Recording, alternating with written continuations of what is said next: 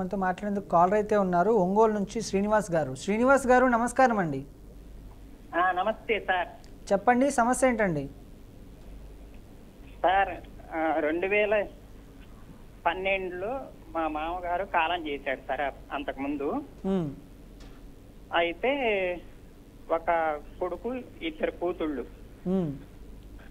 ఆ కూతుళ్ళు ఒక ఆమె పెద్ద కూతురు చనిపోయింది. ఓకే. రెండో కూతురు ఆమె వివాహం అయ్యి వాళ్ళ కుటుంబం వేరు. తర్వాత ఆమెకు ఇవ్వాల్సిన ఈ భాగాలన్నీ ఇచ్చేసాడు అప్పుడు. ఇప్పుడు 2012లో ఈమె వయసు, అది మా అత్తగారి వయసు 70 సంవత్సరాల దాకా ఉంటే వీలునామా రాశాము. వీలునామా కొడుకు పేరు మీద రాసిచ్చాము సార్. వినిపిస్తుందండి, చెప్పండి. కొడుకు పేరు మీద రాపిచ్చిన తర్వాత 2020 మార్చిలో కొడుకు మనవడు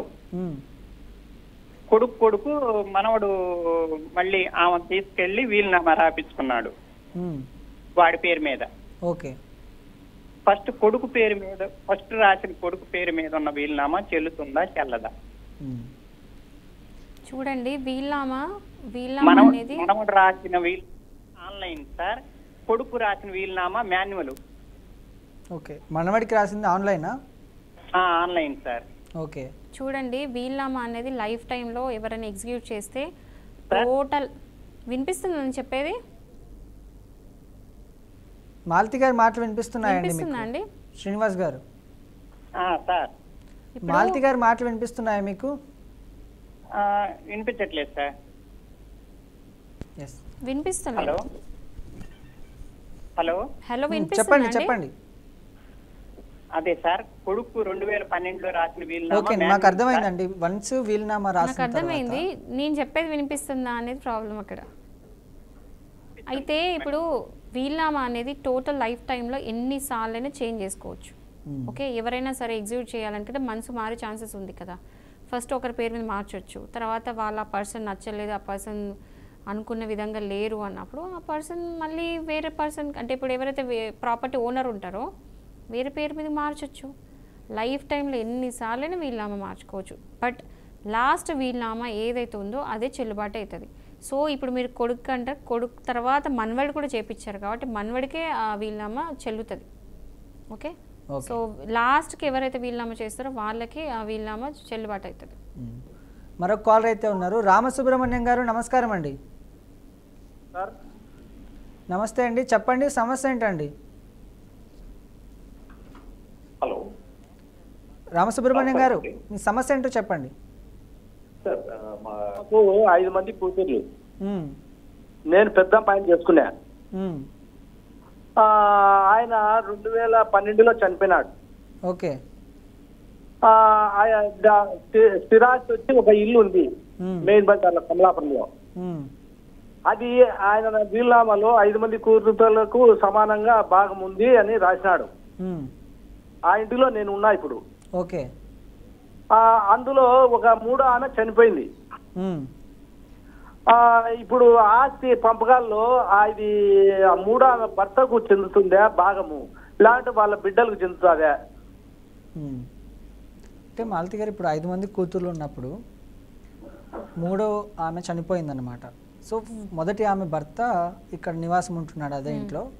సో 3వ ఆమె చనిపోయింది కాబట్టి వాళ్ళ పిల్లలకి వాళ్ళ భర్తకి కానీ ఆ ఆస్తి చెందే అవకాశం ఉంది. అవును, వాళ్ళు ఇప్పుడు ఎవరైతే సిస్టర్ చనిపోయిందో ఆ సిస్టర్ వాళ్ళ హస్బెండ్ వాళ్ళ పిల్లలకి పోతుంది ప్రాపర్టీ అనేది. ఎట్లా అంటే డివిజన్ ఎట్లయితే పార్టీషన్ అని ఎట్లయితుంది అంటే ఫస్ట్ క్లాస్ హెయిర్స్కి పోతుంది. ఫస్ట్ క్లాస్ హెయిర్స్ అన్నప్పుడు ఏంటంటే వీళ్ళందరూ కూడా సమానమైన హక్కుదారులు. ఓకేనా. సో అక్కడ వైఫ్ లేదు కాబట్టి అక్కడ హస్బెండ్ అండ్ పిల్లలు సమానంగా పంచుకుంటారు అక్కడ. అది పార్టీషన్ అనేది అలా జరుగుతుంది. 3వ వ్యక్తి ఎవరైతే చనిపోయి ఉన్నారో ఆవిడకి పిల్లలకి కానీ హస్బెండ్కి కానీ ఆస్తి అయితే వెళ్ళే అవకాశాలు ఉన్నాయి. నా మాటలు వినిపిస్తున్నాయండి మీకు? కూడా వస్తుందా ఆస్తిలో ఆ ఇంటిలో నేను అడుగుతున్నా. మీ మాటలు సరిగ్గా వినిపించట్లేదండి. కాదు సార్, ఇప్పుడు ఆ ఇంటిలో భాగం వచ్చి ఆమె చనిపోయింది, మా మరదలు 3వ ఆమె. అవును. వాళ్ళ పిల్లలు ఒక కూతురు కొడుకున్నారు, వాళ్ళు పెళ్లిళ్ళు అయిపోయింది. వాళ్ళు సపరేట్ గా ఉన్నారు, నాయన కొడుకు సపరేట్ గా ఉన్నారు. కొడుకు కూతురికి వస్తుందా భాగం, లేకుంటే భర్తకు కూడా వస్తుందా? భర్తకు కూడా వస్తుంది, కొడుకు పిల్లలకు కూడా వస్తుంది. అయితే 3 భాగాలు వస్తాయి. 3 భాగాలు వస్తాయి మేడం. మేము అనఫిషియల్ గా ఒక కాగితంలో 60 తులాలు బంగారు, 60 లక్షలు క్యాష్ ఉన్నాయి, అది సమానంగా 5 మంది భాగాలు పంచుకోవాలని మా మామ మా అత్తల ముందర సంతకాలు చేసినాం, మా చడ్డుగుళ్ళు మా మద్దళ్ళు అందరం.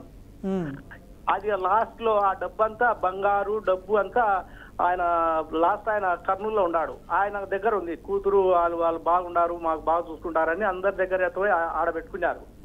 ఇప్పుడు ఆ డబ్బులు పంచమంటే మేము పంచము, ఇల్లు కూడా అన్ని ఇల్లు స్థలాలు ఉన్నాయన్నమాట, అన్ని అమ్మి ఒకేసారి పంచుతామంటారు. నేనేమంటా అంటే ఇంటి స్థలము అవి స్థిరాస్తులు ఆడిపోతాయి, అందరికి హక్కు ఉంటాయి, చరాస్తులు పంచాలని నేను అడుగుతా. వాళ్ళు అదేంలే అది ఇది అన్ని కలిపి ఒకేసారి పంచాలంటారు. అది స్థిరాస్తులు ముందు పంచాలా, చరాస్తులు పంచాలా మేడం? ఇప్పుడు ఇది ముందు పంచాలా, అది ముందు పంచాలా అని అంటూ అట్లాంటిది ఏం లేదు. ఏదైనా సరే పార్టీషన్ అయినప్పుడు అన్ని పంచాలి. ఇది అది ఏంటంటే మీ మధ్యలో ఉన్న అండర్స్టాండింగ్ బట్టి ఉంటుంది. మీరు అంటే మీ ఎవరైతే ఫ్యామిలీ మెంబర్స్ ఉన్నారో మీరు అందరు కలిసి ఒక అగ్రిమెంట్కి వచ్చి, మీరు ఒక అండర్స్టాండింగ్కి వచ్చి మీరు పార్టీషన్ చేసుకోవాలి. అండ్ పార్టీషన్ చేసినప్పుడు అందరూ అన్ని ప్రాపర్టీస్, అవి గోల్డే కావచ్చు, ప్రాపర్టీసే కావచ్చు, ఏదైనా కావచ్చు, అన్ని ఒకేసారి పార్టీషన్ జరుగుతుంది, పంపకం అనేది జరుగుతుంది. అది కాదు మేడం, ఇప్పుడు మా దగ్గర వాళ్ళు బంగారు లేదు, డబ్బు లేదు అని అంటే మేమేం చేయాలా? ఊరి కాగితంలో రాసుకున్నాం అంతే. అయితే బంగారం లేదు, ఏం లేదు అని అంటున్నారు. కానీ దాని తగ్గట్టు కనుక బంగారం అందరూ సమానంగా పంచుకోవాలని ఏదైనా కాగితాలు ఉన్నాయి మీ దగ్గర, రుజువులు? ఆ రుజువులు పట్టుకొని మీరు కేసు వేయొచ్చు అప్పుడు పార్టీషన్కి. ఆ కాగితాల మీద మేము అంటే కోర్టులో వేయాలి మేడం, లాయర్ని పెట్టి? కోర్టులో వేయాలండి. అదే 5 మంది కూతుర్లు వాళ్ళ భర్తలు అందరూ ఆ రోజు సంతకాలు చేశారు. ఇడి నుంచి వెళ్ళిపోయేటప్పుడు కర్నూలు కమలాపురంలో ఉన్నారు మా మామ అత్త.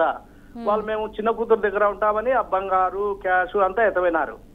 అయితే ఆ రాసుకోవడంలో అందరం కలిసి సంతకాలు చేసినాం, ఇంత బంగారు ఉంది, ఇంత డబ్బు ఉంది అని చెప్పేసి. అది ఇప్పుడు 2013లో రాసుకున్నాం.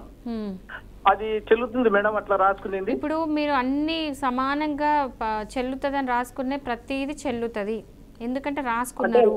మీరు ఈవెన్ రాసుకోకపోయినా, వినండి సార్, ఈవెన్ మీరు రాసుకోకపోయినా కూడా అందరికి సమానమైన హక్కే. మీరు రాసుకున్నా మీరు రాసుకోకపోయినా అందరికి కూడా సమానమైన హక్కే. ఒకవేళ కనుక ఎవరైనా ఒక్క పర్సన్ ఎక్కువ డబ్బులు తీసుకున్నాడు, లేకపోతే ఎక్కువ గోల్డ్ తీసుకున్నాడు, ఇప్పుడు గోల్డ్ లేదు అంటే మనం కోర్టులో కనుక పార్టీషన్ సూట్ వేస్తాం కదా, వేసినప్పుడు ఎవరైతే తీసుకున్నారో అది వాళ్ళకి తిరిగి ఇవ్వాల్సి ఉంటుంది, ఆ బంగారం అంతా తిరిగి ఇవ్వాల్సి ఉంటుంది, ఎందుకంటే అందరికి సమానమైన హక్కు.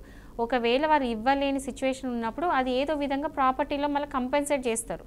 ఆ వాల్యూ ఆఫ్ మనీ, ఆ గోల్డ్ వాల్యూ ఆఫ్ మనీ అందరికీ సమానంగా వచ్చేటట్టు ఈక్వల్గా పంచుతారు. సో ఇదంతా కూడా కోర్టు చేస్తుంది. అప్పుడు ఏదైనా కోర్టులో కేసు వేసుకుంటే క్లియర్ అవుతుంది. ఓకే, మరొక కాలర్ ఉన్నారు హైదరాబాద్ నుంచి, ఝాన్సీ గారు. ఝాన్సీ గారు నమస్కారం అండి.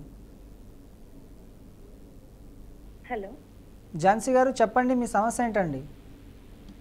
ఏంటంటే ఇది ఒకటి, ఇది అసలు తేలట్లేదండి. మాది ఇష్యూ ఒకటి ఏంటంటే, 2 సిస్టర్స్ అండి.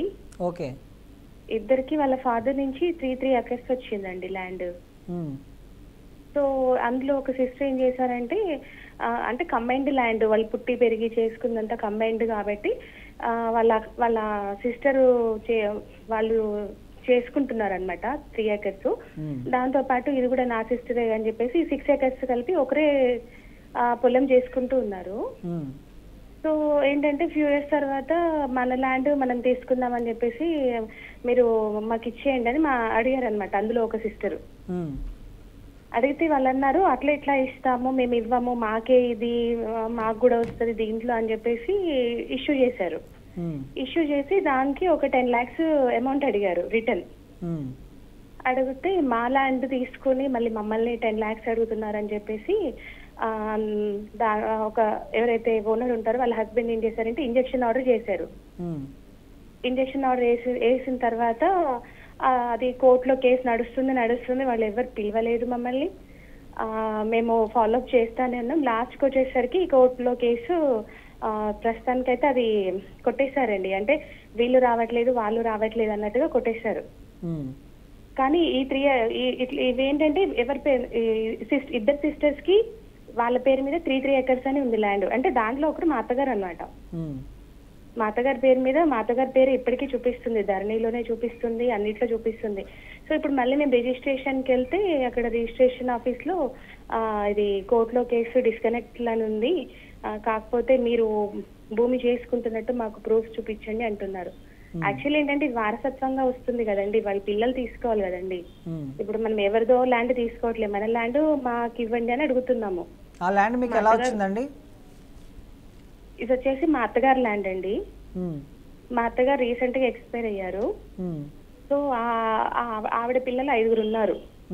సో 5 మేము సమానంగా పంచుకుంటామని చెప్పేసి డిసైడ్ అయ్యారు.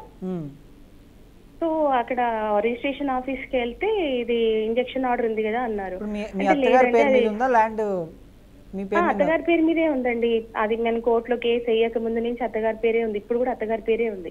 కాదండి, ఇప్పుడు మీరు పిల్లలకి 3 ఏకర్స్ రావాలని అనుకుంటున్నారు కదా, సో 3 ఏకర్స్ ఇప్పుడు మీ అత్తగారు పేరు మీద నుంచి. ఇప్పుడు మీ అత్తగారి వాళ్ళ సిస్టర్ దగ్గర ఉందా మొత్తం 6 ఎకర్స్ అండి? అవునండి.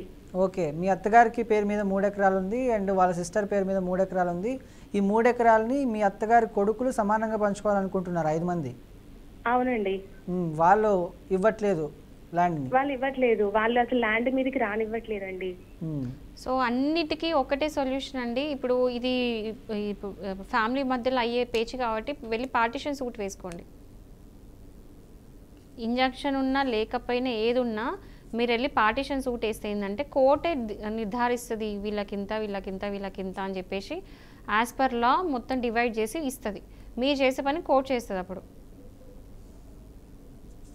Okay, thank you so much madam. మీ విలువైన సమయాన్ని బీఆర్కే ప్రేక్షకుల కోసం కేటాయించి వాళ్ళకున్నటువంటి సలహాలు, సందేహాలు, సూచనలు ఇచ్చినందుకు ధన్యవాదాలు. సో ఇంటి కళలు, భూమి కళలు ప్రతి మనిషి జీవితంలోనూ ఒక గొప్ప మలుపు.